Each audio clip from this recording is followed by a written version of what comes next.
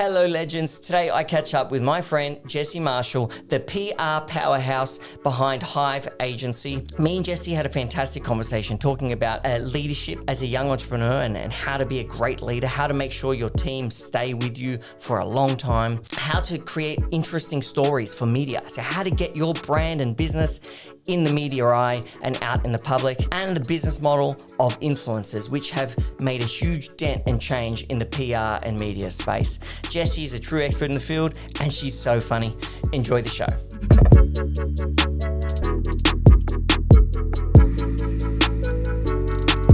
I posted this thing on my Instagram yesterday. I was putting Nathaniel to sleep and like the dude just wouldn't go to sleep. And so I'm holding him, rocking him, whatever. And I'm trying to get closer and closer to the bed because he sleeps in our bed. It's highly recommended they don't. And it's highly recommended they don't sleep between you two as well, but he does. Anyway, I'm like trying to like slowly creep to the bed with, he's 2 months old now. So I'm trying to slowly creep to the bed. Like I'm trying to get him off my body while holding him, while making him think he's still on my body. So I'm like bending down. So he's like, to get closer to his the middle of the bed. Yeah. I made the transfer. And I got my my hand that was under his bum, I got it out real quick, but then my hand under his head was I saw this on Instagram. Yeah, that's what I was saying. I don't think I've ever had more people reply to me on Instagram than that post. In fact, so many people, anyone that was a parent was just like, either get comfortable because it's not worth waking up or cut your arm off because nothing's worth waking him up. Yeah, I didn't write to you because I was like, there is no advice. You're stuck.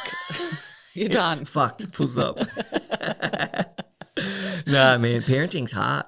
Do you have one or two? One. How old's yours? He's 10 months. Oh, he's not far off. We're pretty much the same. Yeah. Oh, wow. So he'll be 1 in March. Was the start fucked for you too?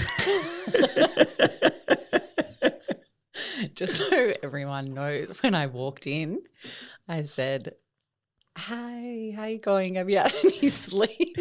The worst question that a parent could ask another parent. It is hard. It is. And you look on, my wife was like, oh my God, these influencers on Instagram, they're not doing anyone any favors because they make it look so easy and glamorous. And she was like, they must in the background, like they must be, trying to obviously look great for a photo. Well, it's their job, so fair enough. But then in the background, they're losing their minds. It also comes in waves, I feel like, and you're just at the 8-week phase. I'm trying to remember what Leo was like, but you just feel like you're getting on top of it and then they change. Yeah. You're like, fucking hell. I now have to relearn everything. It's hard. Again. It's hard. Now I know why there's so many fucked up people in the world because parenting's hard. It's way harder than business. So hard. Yeah. I'm happy to be back at work. Let me tell you, I'm in business all day. I'm working extra hard. Yeah. I also found, and like, not to be the bearer of bad news, but now I look back and I'm like, oh, the first 4 months was actually bliss because they sleep and they eat. I mean, look, they may sleep, they may eat. But now Leo's at the stage where he needs entertainment and his awake periods are a lot longer and he is at the exploring everything phase. So he wants to touch, crawl, pull up, move. I'm like, mate, I just need you to sit still because I've got an email that I've got to reply to. Yeah, but see, that's true. Everyone always says like when they start moving, it gets real hard. But I honestly would prefer that. Obviously, my wife probably wouldn't, but she's with him most of the day. But when I get home, like at least if I could like entertain him, make him laugh, like. I think I like that. Or teach him some stuff. Like, engagement's fun. Like, totally. Yeah. Screaming, not so much. Yeah, I do recall that. It's hard. But you're nearly out of it. Like, I reckon it gets better around the 12-week phase. Yeah. As in you start to find your feet and you're like, okay, we're used to sleep deprivation now. Great. No, I'm just recruiting like a full like 6-person nanny force. I'm getting night nurses, day people. Yeah. Get a cook thing. Like I don't know. I'm just gonna turn this into a system. And then sell it. But you know what? Like people say like, it's so good, it makes you so patient. I don't feel more patient. No, I didn't feel more patient either. I was like, my patience is, if not more, tested. But look, it is beautiful too. Yeah. Like it's something so special. I look at him when he sleeps, I'm like, oh, he's so cute. Yeah, sleeping is when I took most of my photos because I was like, just stay like this, stay asleep. And what's happening work-wise? What do you got on this year? Okay, so we came back 2025 and I entered the year thinking, oh my gosh, we're so organised. And that was Monday the 6th of Jan at 9 a.m. And by 1 p.m. I was like, everything is disorganised. I don't know what this year is. I thought we were organised. We're not. That's the benefit, though, of coming back. Like, you came back early, I guess. Like, the 6th of Jan's like you barely took a time off. Mm-hmm. The benefit is a lot of people aren't back yet. So really the first two, I find anyway, the first 2 weeks of Jan, they're kind of like, let's just get my brain back in. Yeah, everyone's gear. also still making plans. Yeah, it's the planning time. Yeah. Maybe that's why I feel behind because I'm like, I don't know what my plans are. What are your plans? Like, because I was actually reading your prep sheet. I didn't know this about you, but before you started the PR agency, you had heaps of different jobs and businesses and like beauty therapy. Too many. Yeah. So I guess how did you land in PR? Great question. And how did you know you'd be good at it? Because you're exceptionally good at it, but you hadn't done it. No, I also now look back and wish I found PR a lot earlier. Like I wish I found it in my early 20s so that I didn't waste so much time. But I'm very conscious that every job that I had that led me to this had a learning in it. And I wouldn't be where I am without those things. So when I left school, I did beauty therapy, worked in salon, was like, I hate this. This is awful. Get me out. Get me out. So I went brand side and started working more sales and training, which I loved.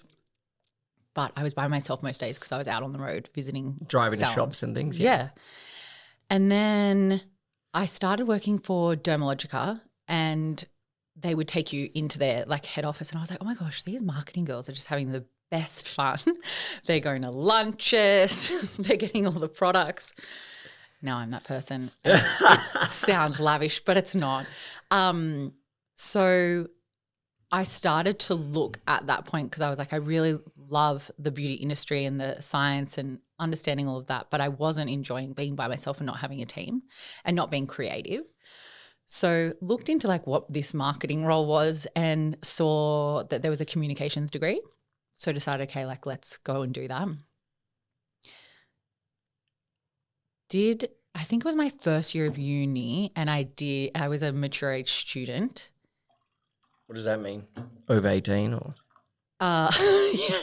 No, I should have thought twice about asking that question. I wasn't like straight out of school, which was interesting because like all of these 18-year-olds, and I think I was 25, were like, oh, so what happens if I fail? I'm like, you pay to resit. Again, you know, like that doesn't happen in school. You just redo it or someone passes you. I don't even know. I can't remember because I hated school. So, but so anyway, you ended up finding communications and loving that. So, I mean, would it be safe to say that you knew the industry you wanted to be in, like beauty, and you had to find the sector of that industry or the part of that industry that you could thrive in? Yeah, I started interning just for this like little communications place, and they did brands that probably were not my forte, and then I fell into the beauty, and I was like, oh my God, I love this. And it was then that I was like, oh, I found my thing. And I don't know what it was that just clicked. I can't explain it. I was just like, I found my purpose. Then when I went out on my own, which was now 6 years ago, I think I started Hive, I thought, okay, well, if I'm going to do this, I'm going to do it myself. So let's just see. And when I started working for brands, I think that's where I find my passion. I still find it now, as in running the business is great, but doing the work is what I actually love. That's beautiful. Yeah, I like getting the wins. I don't really like looking at the business stuff. Yeah, like someone, I don't even know when my accountant emails and she's like, Jessy, Bass is due. I'm like, oh God, I just want to cry. I'm like, someone give me an email to answer other than this one, please. So for me, it's doing the work. That's what I love and that's where I thrive. And what do you love about it? So what do you actually explain like what you do for brands? Because you've worked with like lots and lots of big brands that I know of, but why don't you give a bit of a recite of some of the brands you do and explain why they come to you and what you actually do for them? Yeah, so we're beauty, fashion and lifestyle. Majority like probably 70% more beauty than fashion and lifestyle. I think that's just because of my background. We work with mainly people that have been like startups and now a big brand. So like Bangn Body, Naked Sundays, TBH Skincare are very good examples of that. We've worked with them long term. We basically work with them on creating brand awareness across media, influencers, events, and activations. So anything outside of ads is what we do.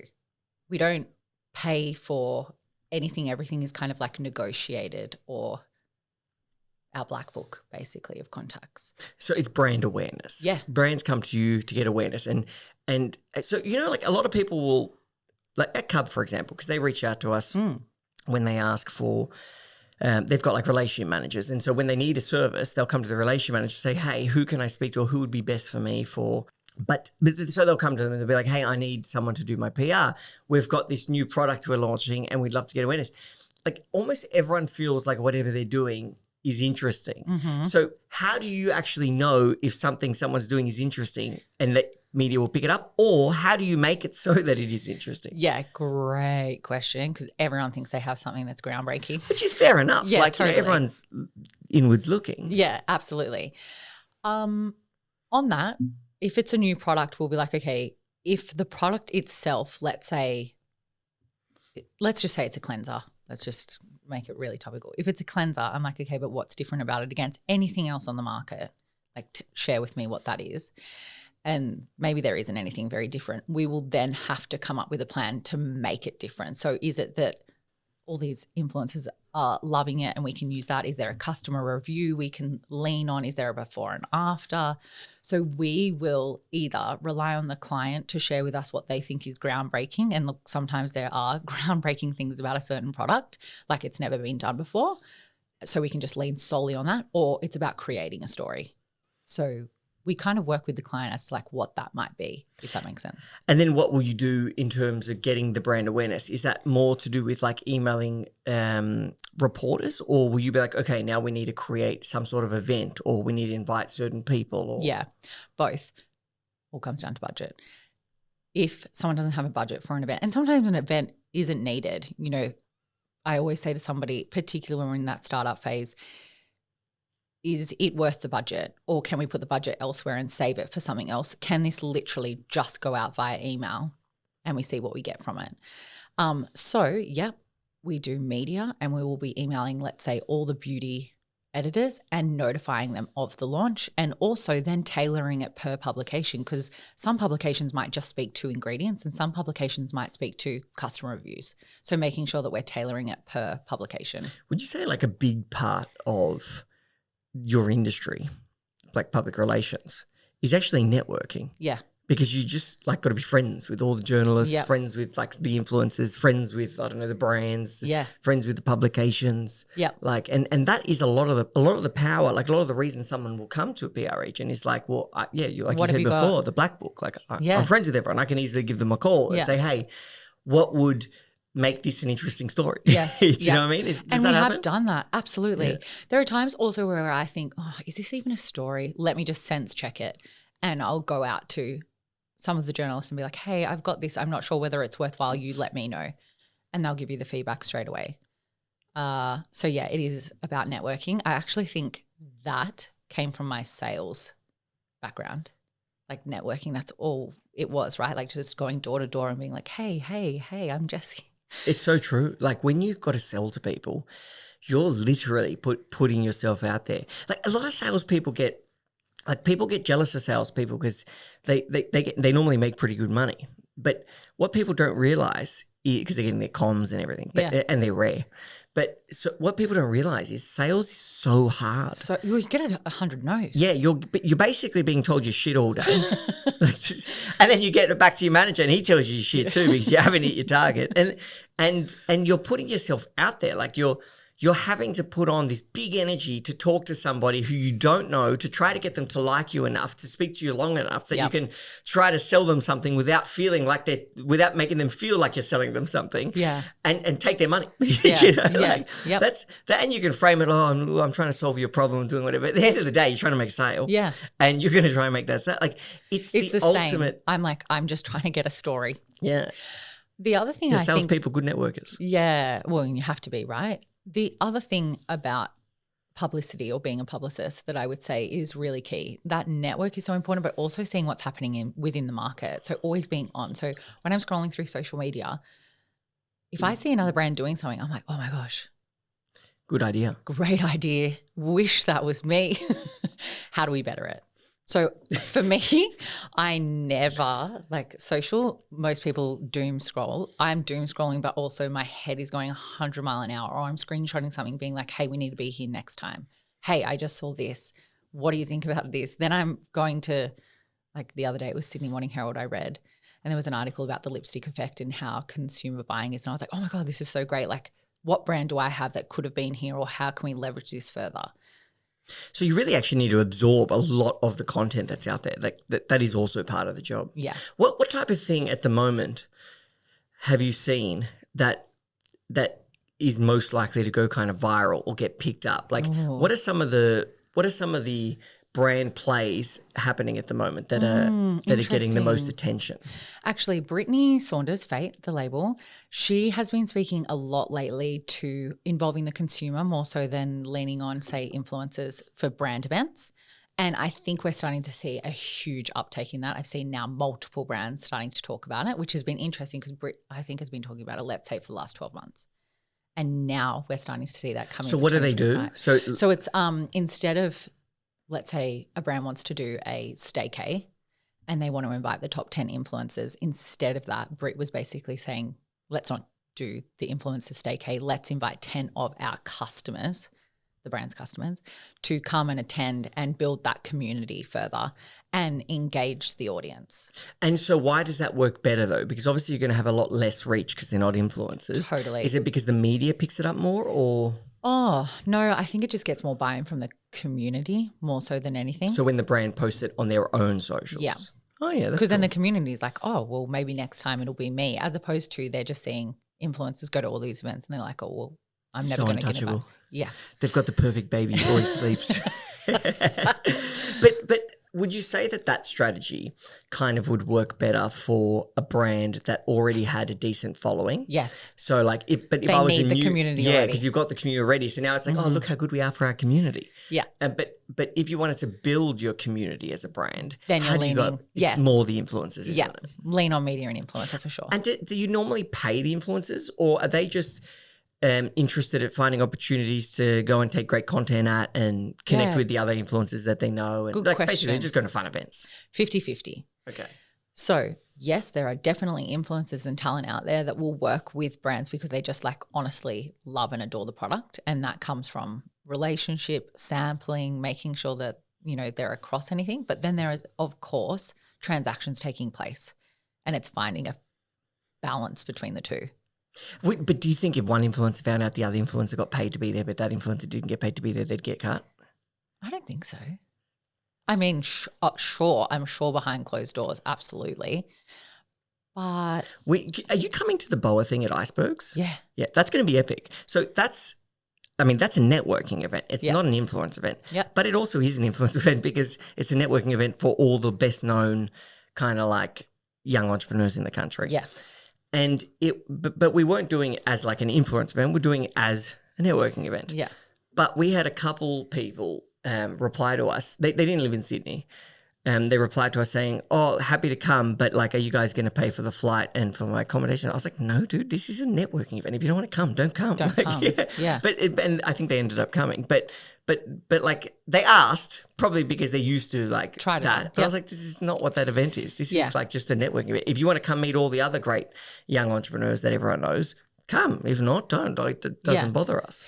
I think exactly the same in terms of when I host an influence event. We've got people that are like, hey, could I be paid? And I'm like, no, you either want to come or you don't. Or if a brand's like, no, we really want that person there, we're happy to pay them because it's really important that they are there, then sure. Or you could pay one really big one and use that one's name to get all the others. Totally. And maybe that's when you're Good like strategy. leaning on that person as a host.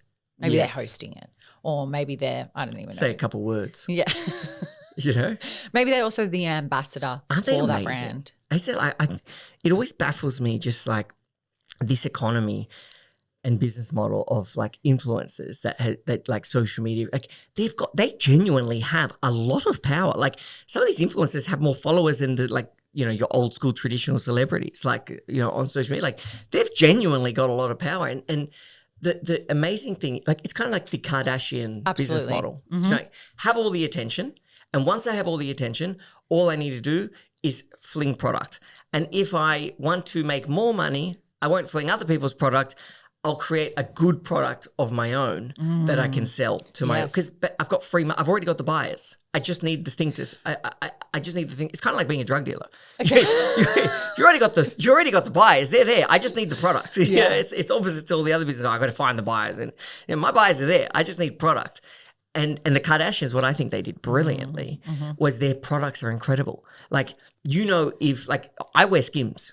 My wife just got me Skims underwear the other day. It's amazing. But I like their Skims tracksuits. Their Skims, it's just amazing quality. Yeah. My wife loves this stuff too. Alice loves this stuff too. So they've not just got the and they all create great products, like good quality products. So it's not just like have the following, but it's also, can I actually create a product as an influencer that suits my, you know, for example, Kim's all about having like the perfect shape. Yeah. Skims, you know, it's to help you have that shape. And the product works. Yeah. It's good product. So people go back and purchase it again. It's just not just buy once and then ditch you could argue it's the best business model ever. Like I'm using the Kardashians because they're the most successful at it, but like Kylie Cosmetics, like she doesn't need any staff almost. She can outsource the manufacturing of the product. She can pre-sell them to get the money to actually manufacture products. She doesn't even have to spend the money. She doesn't need to spend $1 on marketing. Yeah. Or $1 on also, like I don't brand know if alignment. you've seen like their, now I need to find the girl's And she sells name. everything online, so she doesn't need stores. Yeah. Oh my gosh, there's this girl. I actually just somehow fell across her. She's behind Skims and Good American. Chloe. Oh, the black chick. Yes. Yeah, I feel I like love her name her. is like Emma. Yeah, I love her. Emma Laura will know. Grader. No? Okay, Laura looks at me like no. I found love her. Emma Grader. Yeah, she's amazing. Obsessed. Me too. She's amazing. I also got targeted with, she was obviously doing a summit or something online. I got targeted so hard, but I had a conflicting meeting at the time, so I couldn't do it. But I want to go back and purchase it because I just want to know what she had to say, because I want to know what she did. I wonder how she started. Like, how did she end up in a position where she could be business partners at Good American and at Skims and all these companies? Incredible. Yeah, she might. Do you know? No, I did We look should look into that up. it. Yeah, I did look into it because I thought to myself, that's what I want to be. Like, that's the goalpost. Yeah, she's amazing. Yeah, amazing. She must have done something incredibly important to even just to be in the room with the Kardashians, in the sense. Like, to get, they're in a powerful room. You know, like to get into the room, you got to have done something pretty special. Yeah. Also, the other thing about influencers, I mean, Kardashians, different breed, but I noticed recently with the whole TikTok ban in US that obviously like now it's come back, but like all of these people were jumping on and doing confessions of things that they had sold, like products, and maybe it wasn't true, or like there was a girl that said something along the lines of, these workout videos that I've been like showing, I never actually did one of them. Right? I was like, for me, not that I would ever lie, but why would you all of a sudden confess? TikTok wasn't really going to go away that quickly. Did we really think that the app was just going to be banned? Like, why did you all confess? I reckon. So I just don't understand the strategy there. Obviously, there's obviously outrage involved in it, which is going to cause more following and more comments. It's kind of like, have you seen, I actually haven't seen this. Alice, my wife, told me about this as well. I haven't got TikTok. But there's like the young women on TikTok who count their cash from being escorts. Yes, and they just I'm have these huge. Count the cash. Blue-eyed Kayla Jade, and I'm sure the listeners will know who this is. She has a counting machine. She sits there, just counts her escort I want cash. a machine. She counts it. But the point is, they may not even be escorts. I don't know. I'm just True. saying. We don't ever they're just see the smart deed. enough to get. They're just smart enough to get outrage. Yes. And outrage is like, it is the economy. Like to go back to the Kardashians, they're not outrage, they're drama. But outrage, if you're not famous, is an easier way to get fame to then turn it into drama. Good point. You know, like it's like to become well known, I need to do something outrageous. Like go on one of those stupid reality shows, which I would argue is outrageous. Like, you know, when they go on Naked in Love or what's the one everyone at work listens to, Laura? Love Island. Yeah, like maths. Yeah, maths. Like they're outrageous shows. Like you're not sitting there thinking, oh my God, these people are brilliant. Like you're just like, this is fucking ridiculous. But I kind of like it. Like, yeah, I'm going to follow this person. And then once they have that following, then they can turn it into like, okay, follow my story. My story has a lot of drama in it. You know, and it's like quite entertaining to. So basically, you've just schooled me on what everyone's doing, which is they're just clickbait. Outrage, yeah. Oh, lol, I tricked you. I made you buy a product that I didn't even like. Oh, you fucking idiot. Hate you, bitch. Blah, So blah, blah. I need to stop scrolling. Yeah. No, keep scrolling. It's I think they're pretty clever. Like they obviously have a system, and how easy it is. Like think about how, especially these days, there's just so much negative. Like anyone famous, anyone rich, or anyone that's done anything in their lives has a huge negative story attached to them somewhere. Yes. No one's clean. Yeah. Everyone's got something. Totally. But you don't care. You still like them. Like, you know, there's so many negatives that now it's like everyone's got a negative. So it's kind of like, well, I can't not like everyone. I still like them now. So it's almost not bad to have a negative because you get a bit of attention. Yeah, And although then- I wouldn't like it. I know. I'm but happy behind the scenes. I think Kim started with a sex tape. Yeah. Yeah, Jay-Z and Beyonce getting slammed for being involved with Diddy. Diddy, you know, like these people were famous before that. But my point is, you haven't, society hasn't disregarded them in a sense. I mean, Yeah. Diddy's gone, but that was kind of a Just to he be crossed the clear. line. Yeah. But my point is, there's so many negative things. Like there's almost a benefit in having an outrageous thing.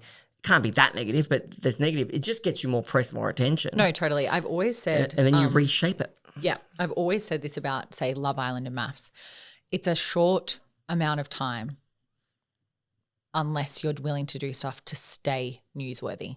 So, like, I don't even know how many seasons there have been, but how many of them from, let's say, 2018 are still relevant? And I'm certain if I went back and looked, there's not many because they weren't willing to, like the Kardashians, stay within the headlines. Yeah. Because that is the only way to, like, sell your soul, I guess. There's also, well, it's just a business.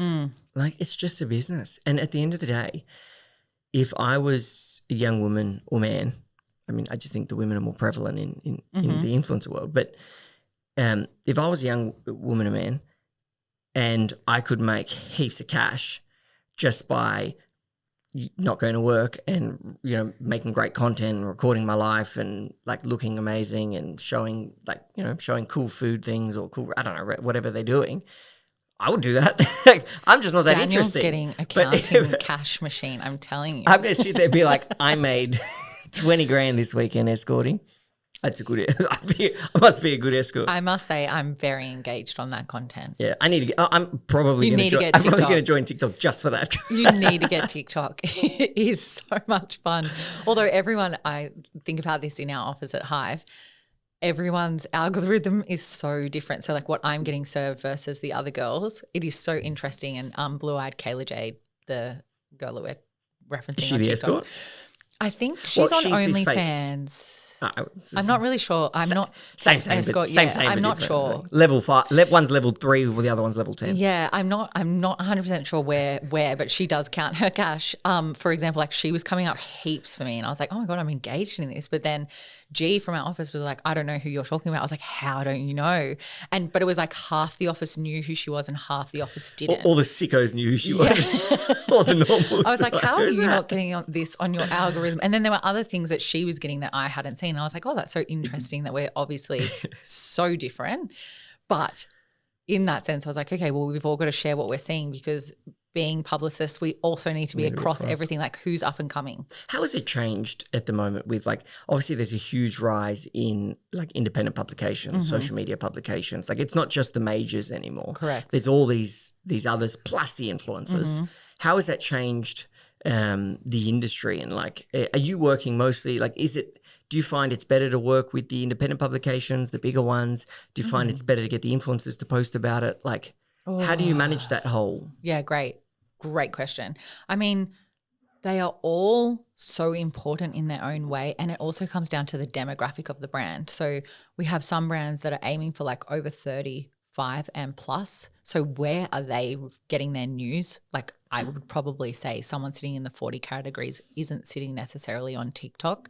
So we might be then looking at Instagram and maybe major news outlets. Whereas if we look at like Gen Zs and where they're getting their information from, a lot are like leaning back to like Snapchat, TikTok, YouTube, and then also some of the smaller, and not smaller is not right here, but like Cosmo just came back. So they were all really excited about like Cosmopolitan. And I think of that because like that was me in my teens. Yeah. And then it stopped and obviously went out of Australian market and now it's back. But so that's where are they getting their information from, and like that suits the strategy. So really, it's just giving people like yourself more weapons to better serve the brands you're representing. So if the brand you're representing is like a online fashion retailer with low cost, like the one use whatever that's fast fashion. Yeah. Then obviously the TikToks and socials are going to be a much better thing. But if you're representing a brand that's like a more high end, premium, sophisticated skincare cream, they might be slightly older and they might be acting a different way. What happened to Cosmo? Oh, I don't know what year it was, but they closed it down. It was like devastating for the industry. This was pre-COVID, long time ago. Was Cosmo the one where, like, as a kid, you'd read the sealed section? Yeah, yeah. The sealed section's back. What was it? I don't even know what's in the sealed section. I'm not sure, but you used to have to like rip the side. Yeah, and it would have like information about like sex and all of those things. It was the original social media. No, yes, where you would get like breaking news. Isn't that amazing? Probably information about OnlyFans is in there now. Yeah, but isn't it amazing how the world's the same, but it evolves. Yeah. You know, that sealed section was just like, people liked it so much that like eventually social media came out and that's what people spoke about most. Yeah. Also, now thinking about Cosmopolitan in particular, that wasn't online. Like it was purely just a magazine. Now it's online and a magazine. So you can purchase it in store now that it's back. You can also visit it online, probably like subscribe and get your sealed section if you need. And then it obviously is prevalent in social media too. So on your TikTok and on Instagram. So for the Gen Zs, you know, that's so important. I would say majority of the girls in the office are Gen Z and like they're obsessed with Cosmo. But then are they reading Sydney Morning Herald? No. So that's where I would say when we're going out to market with a product, like where is the demographic sitting? And obviously you speak to the media outlets and you're like, hey, who reads your thing? Yeah. And they'll tell you exactly. How do they know though? I think based on purchasing behavior. Yeah, but if I buy a newspaper, they don't know I bought a newspaper. Totally. Or if I buy a magazine, they don't know who my age. They must get their data from somewhere. Though. Yeah, or they can just guess, which is what I reckon they do. Yeah, we look like we're for young women. I would say, let's say it's Sydney Morning Herald. They would probably base their data on postcode of where it's like being purchased, true. As That'd well be a major as one. If you're subscribed online, I'm pretty sure I have to pop in my details. Yeah, that would be now online. They're capturing your details. Everything. I guess. Yeah. No, it's just a crazy world that you work in. Oh, it's crazy. And so, what do you love about doing the actual work? You were saying like. So you don't love the actual business stuff. You love the actual like function of the business. Have you built your team to cater to that for you? Like have you built a team that caters for that? Or question. How are you handling that then? Because if you take your eyes off the business stuff for long enough, there can be obviously dramas. Oh, major. It's like a breakdown every day. We're breaking down every day. No. I mean, that's pretty normal. I pretty much sit across every single client within the business and oversee the strategy. And then the team basically input the strategy and I'll handle anything that's like high level. So if I'm like, I think that I'm going to be able to get this, let's say it's a exclusive story that needs to go somewhere, I'm like, I'm going to handle that because I know I'm going to be able to get it. Also, I've been in the industry for a long time. Have the contacts. What about management and like accounting? And, that's me. It's boring. So you're doing those things. Yeah, and then Michael, my husband, obviously helps because I'm like, I really hate this and I don't know what I'm doing. Is he an accountant or what does he do? Background was a lawyer. Now that he's helps. A corporate coach, so he assists teams in making them more productive. Mm-hmm. Oh, well, that's handy. Don't listen to anything that he says. But that's handy for you, I guess. Yeah. What made him change from that lawyer to corporate coach? He didn't like being a criminal lawyer anymore. Yeah, well, you hang out criminals long enough, you might end up becoming one. Yeah, Become one. Yeah, I mean, it's as simple as that. Like, life can be simple, and like one of the most simple rules is whoever you hang out with the most is what you're going to become. Yeah. You Isn't know- that a scare? That was when I found that out. I think it was the 5 closest people that you are with. That's who you become. I was like, I can't do this. I need a divorce. No. I can't do this. I need to change things really fast around here. Yeah, but it's true. It's whoever you like. I had a friend, a best friend, who was an amazing human being, beautiful family, beautiful group of friends. He made friends with the wrong people at one point. He took a wrong path, and he stopped hanging out with us, and he started hanging out with just bad people. Them, yeah. It literally led him to become a drug addict and in jail. It's like it was quite Wow, I did not expect that. yeah, but it's a quite literal story of how quickly it can go bad for someone for hanging out with the wrong. I mean, he was obviously hanging out with real bad people. You could just be hanging out with lazy losers. And you're not going to be drug addict in jail, but you might not be happy with your life. But there's so much power and importance in hanging out with good people. And that doesn't mean like successful people. It just might mean like people with really amazing ethics who care about you and care about each other and their community, you know. Yeah. But when you're in business, you want to hang out with successful people because you want your business to be more successful. Yeah. Also, someone that aligns with your values. I think that also comes back to our clients too, and why sometimes we'll work with someone for such a length of time is because we've obviously got very similar values and we're aligned on that. And then we work as a collaborative team. Therefore, we're getting the best out of it, and it also keeps us energized. So that is probably why, like, when I'm like, I like doing the work, it's because that's the chaos that I thrive in, is literally getting scrappy and doing the work. So rolling up the sleeves. Yeah, like calling the journalist and being like, hey, I've got this story. I think it's amazing, but like you tell me. And then also being like, okay, this event isn't going to plan. How are we going to fix it? Quick, do this, this, and this. And like then it turns out amazing. So whilst at the time it might be incredibly stressful and full of adrenaline, which I understand you're not supposed to run at 100 all the time, that is where I actually perform my best. More on my plate is better than me having one thing on my plate and focusing solely on that. And do you think that's just how you're born? Like that's just your character? Yeah. Yeah. How do do you get the stress though? Because like, I know firsthand events can be one of the most stressful things you do. Yeah. And dealing with other brands' media image, I imagine would be also even more stressful. So like how do you manage that stress? My tipping point. Yeah. I'm pretty good in those scenarios. I would say, look, there is always going to be a case of like I've had a breakdown at one point and being like, oh, I probably shouldn't have acted in that way. But then recognizing that and rectifying it.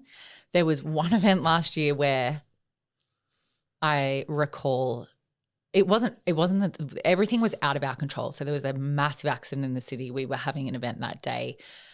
The table for the event couldn't be delivered because the guy was stuck in traffic, et cetera, et cetera. Just everything went from like bad to worse really quickly.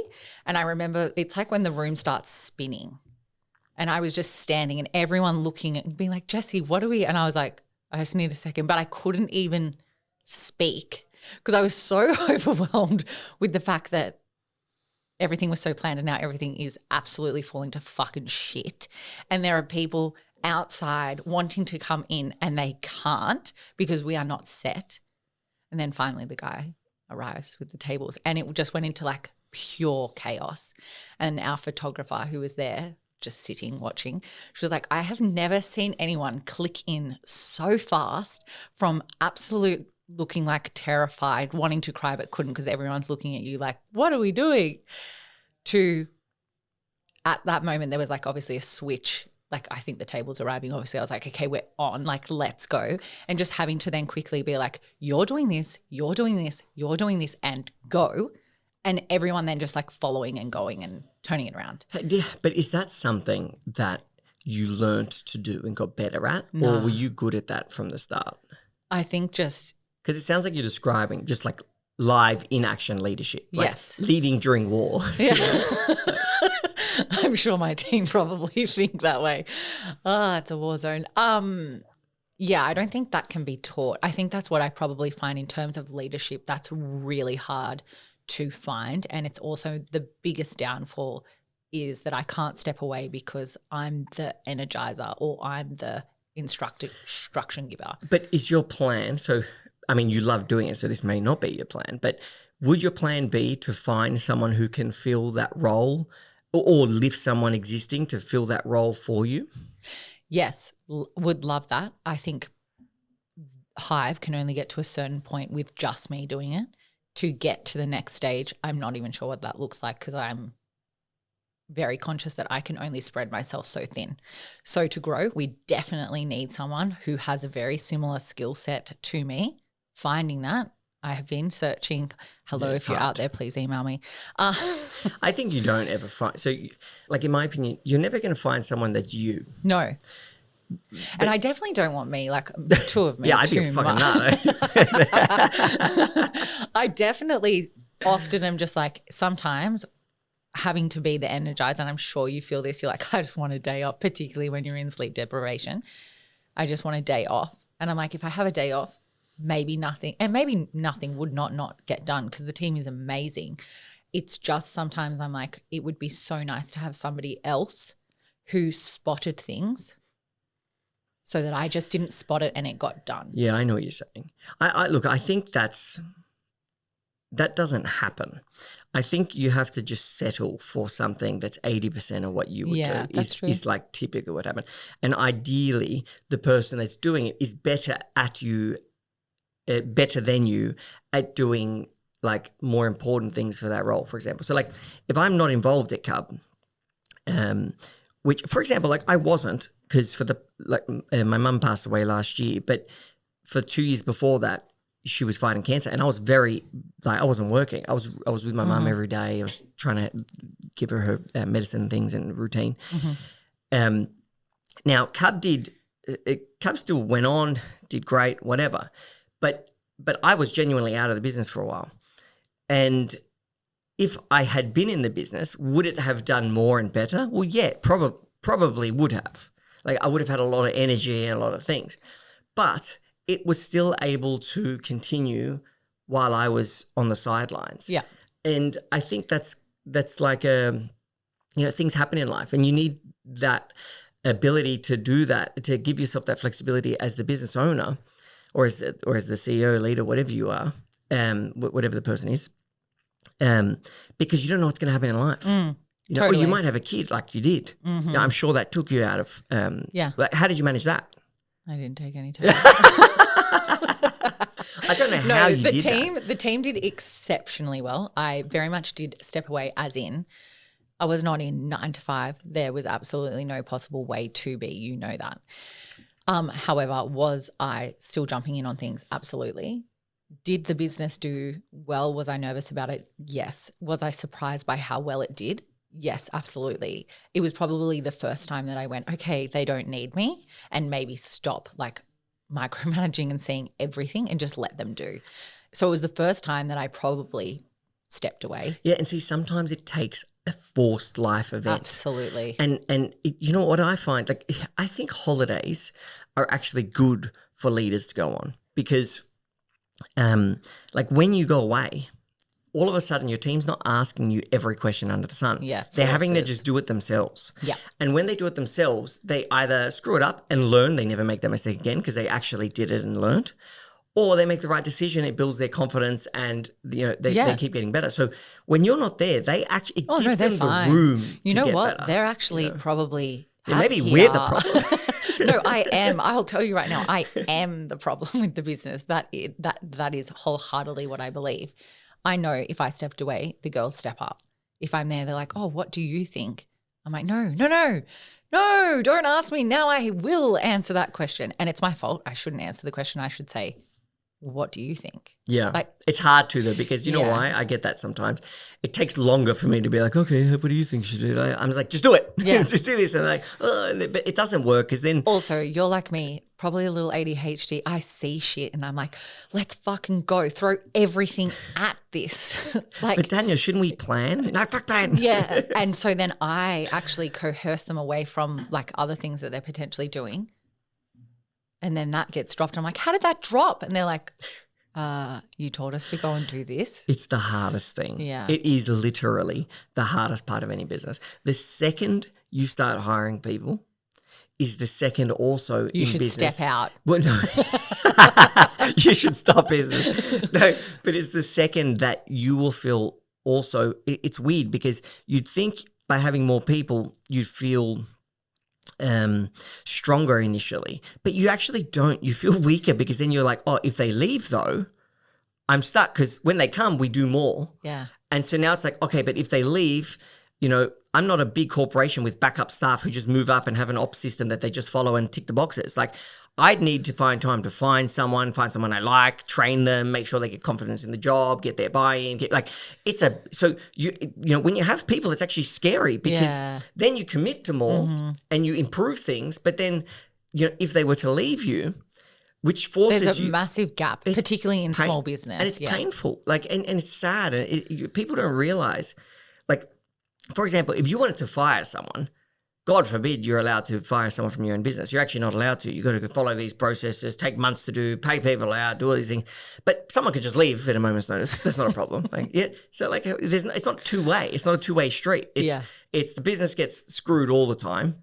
And it should be even, in my opinion. But what am I? That was just something I'm angry about in business in general. But I forgot where I'm going with this. Moment. Yeah, I really did have a breakdown just then. Also, just on that, for me, and I know in the beginning stages, it's the same as a relationship is kind of what you're saying in those initial stages. I had like 1 or 2 employees in that very beginning stage, and they become the person that you're working with every single day, 9 to 5. So they become like, they were replacing Michael at some points because we were talking more often than I would actually see him. So when it came time for that person who decided to leave, it was like losing a family member in a way, because it was like, everything because you've been a part of my life for, 2-3 years, and everything. Like, you also were at the beginning of this business that now is bigger than I could have ever imagined, which is so great that we've been able to have this lifespan. But it's like going through a major breakup. And you do lose contact. Like, it doesn't matter how good of friends you are. Your relationship in its current form ceases to exist. Yeah. It is a breakup. It's a break in your relationship. It's a breakup, yeah. I remember my first staff member leaving and I was like absolutely beside myself. I actually explained it worse than when I went through a previous breakup. I was like, it was worse than the breakup of like the century, to like one of my best friends. My best friend Sarah was like, Jessy, you need to pull yourself together. There's going to be so many more staff that leave. I was like, what is there? I can't go through this again. The way I look at it is, the better you get as a leader, the less people leave. Mm-hmm. So like at the start of Cub, we had a lot of staff turnover. I just wasn't that good at business yet, and I wasn't that good at leadership yet. At the moment, we have 100% staff retention 4 years in a row. But that's not because, that's insane. Yeah. No, people don't leave. You should take that out to media. Yeah, we should. It's a great story. We're definitely the best place to work. Like, people don't leave. Someone will soon, I can guarantee it. But not because they want to. It will be a life event. It'll be like they're moving away, or they're moving something like that will happen. But my point is, that was not the case at the start. And you know what? Like, at the start, you get angry at all those people that leave and you think, oh, they're shit, they were shit, blah, blah, blah. And it says you don't care that they left or whatever. But really, you're probably the one that was shit. They were probably all right. Absolutely. They were probably all right. You just didn't give them enough role structure, enough guidance, good enough leadership, good enough training. Because you're still learning your business. Yeah. And when you're elite at business, you could get anyone to go in and do any role because, you're so good operationally that you can just give them a tick box of things to do, and by doing them, you'll get the result you desire. Yeah, agreed. Like, that's how you get big. That's how corporations become corporations. They're not like... This is what I meant by I'm the worst person to have within my business, because I'm the one that, and I think you would agree, as the founder, you're the one that holds things up or kicks things into gear, right? Like, you're at the end of the day. But if I stepped away, it would be fine. So I just got to step away more. I just don't think it won't be as good, but people themselves will get better. Yeah. So like, if you're not there, it'll go from 100% capacity functioning to 70 or 80. Let's say 70. Make up 30. but team members that are an 8 out of 10 will become a 9 out of 10. And next time they might become a 10 out of 10 because they're having personal growth. Me as too. well. I'll be a 10 out of 10 because I'll have holidays. I'll be relaxed. Holidays. Sipping mojitos. Holidays are important. Mojitos. Maldives. Have you been to the Maldives? No. No, me either. It's obviously on the hit list. Mojitos are not, though. They've already been done. But that story, you need to take that story to media. See, the publicist never stops. 100% retention rate in 4 we should years do is that. insane. Yeah, you interview all the team members. They'll Okay. tell you. Cub made my life. No. I reckon he did, though. Laura, how good's Cub? Yeah, it's mad. But you know what's good about it? And we don't have the best working environment. Like, we don't do all this work from home and all this stuff. Like, we're like, no, you're in the office. And not just in the office. You're in the office long, like 8:30 till typically like 5:30 at the minimum. Yeah. So they're like, which are big hours in terms of corporates and things or hard-working people. But they're big for a standard day. Yeah. And also we've got members around all the time. We're always on. We're always like happy to look positive, and you got people around in the clubhouse all the time. Well, you're like us. You're a service. Yeah, so you have to put it on no matter how you feel. Like it is a draining job. So and all the roles are so. For people to stay, it shows you that those other things aren't what's important.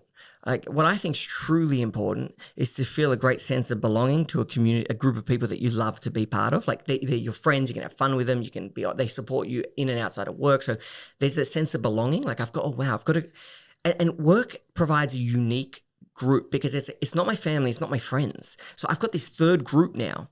And if my third group is stronger than my friendship group, like I feel even better with them. It's like, oh wow, I don't want to lose this, So true. And then, so you've got the belonging, and then you have the like progression. It's like, okay, well, every business, like as an employee, I might not be in this business for life. No one is, other than the owner. Even they can sell sometimes, but no one is. But they're in it to get from point A to point B, whatever their point B is. And if they can see the business is going to get them there, yeah, they'll stay. They'll stay. Yeah. And so that means they can see the business is growing, it's winning. I can grow and win with this business. I can get the life I want with this business. There's no reason for them to leave. And then the final one is if you make them feel important and loved, oh my God, you're amazing. You've done a great job. You're doing really well. You're the best business network event person on earth, probably. Like, I say that to my people because it's true. When they feel that sense of pride, people don't want to let go of pride. They have to earn it. But you can build them up to it too. Yeah. And I think once you have those three things, you could have a shit work environment. Like you could work from fucking 8 till 10 p.m. every night. They won't let it go. If anything, they'll feel more pride because they probably accomplish more. Yeah. That's my 2 cents anyway. Might be wrong, but love it. Yeah. It's my what I've recognized is I just need to get out of the business. What do you mean? I just need to not be there. Everyone will be fine. Yeah, I did that. I got a head office for our head office team. So I work there and I don't work within any of the clubs. Oh. So that way they don't actually see me. I call everyone all the time, but I'm not involved in the day-to-day of their business. So I'm not interrupted. When I walk in, it's like a tornado. Yeah. But it's good because then you walk in, everyone gets a bit scared because it's like, oh shit, is everything clean? Is everything good? Am I just screwing around doing nothing? Like I walk in and everyone's like, what? Like you want a bit of. I'm the tornado. I come in with the chaos. I'm like, hey, I've seen this quick. Yeah. Yeah, you just. Yeah, I just got ideas all the time. It's not good. Do you have a good friendship circle of like other business, like other entrepreneurs? Yeah. And has that impact? How did you meet them, and has that made an impact in your career? I don't know how. Maybe a lot of them working with them, but then also that's true. Your job networking beyond that as well, as in noticing another founder. And maybe we didn't work together, but they might have reached. Actually, Rach from TBH, great example. She actually reached out very early on in her journey. And initially we couldn't work together because she wasn't at that phase yet. But we stayed in touch. So we created this actual relationship, for a whole year prior to actually working together. So that is also another way. Like I've just found just through Like-Minded Bitches Drinking Wine, another great way that I met a whole heap of other founders that were in similar situations. And it's an exclusive community on BOA. Like-Minded, only, if you want to get involved with Like-Minded Bitches Drinking Wine, like it's exclusively on BOA. So you join BOA and you can access all. They've got the best networking events. I think they've got more networking events than any other community on BOA app. Yeah, totally. And like, honestly, like just through that, have met heaps of people. I also think, I'm not sure if you're the same, in that once I went into starting business, I started to realize that those were the friendships that I had. You know, we were very similar in our mindset. If I think of my school friends, we're still friends, but in terms of like how often do we catch up or stay in touch, it's not weekly. It's probably more monthly or quarterly. Yeah, but it doesn't mean you're less good friends. It just means that right now I'm spending more time with the people that are more similar to me and what I'm trying to achieve. Yeah. It doesn't mean I'm similar less conversation. Good. Yeah, it just means that right now we're actually providing more value to each other potentially. Yeah. And like, you know, that's normal. Like my old man used to say, like, your best friends are the ones you might not see for a year, but when you see them, it's like nothing ever changed. Yeah, absolutely. You know? So, yeah, I would say most of my day-to-day conversations are with a lot of other founders, whether that we're working with them or not. That would be through just like networking. Yeah, it's just so important. Yeah. We do have to wrap up. But, man, this conversation went wild. I don't know how we started talking about escorts counting money on TikTok. The fuck is that? But if you want to get in contact with Jessy, which I suggest you do because she's an amazing PR and so many other things, go to cup.club/podcast. You find information there along with favourite quotes, book recommendations. I actually don't think you gave us a book recommendation. No, I don't read. Yeah, so I mean, you'll find some information there from her. And if you want to catch up with Cub on social media, it's at Club United Business. It's also awesome there. Thank you so much. Pleasure. Thanks for having me. I hope you enjoyed the show.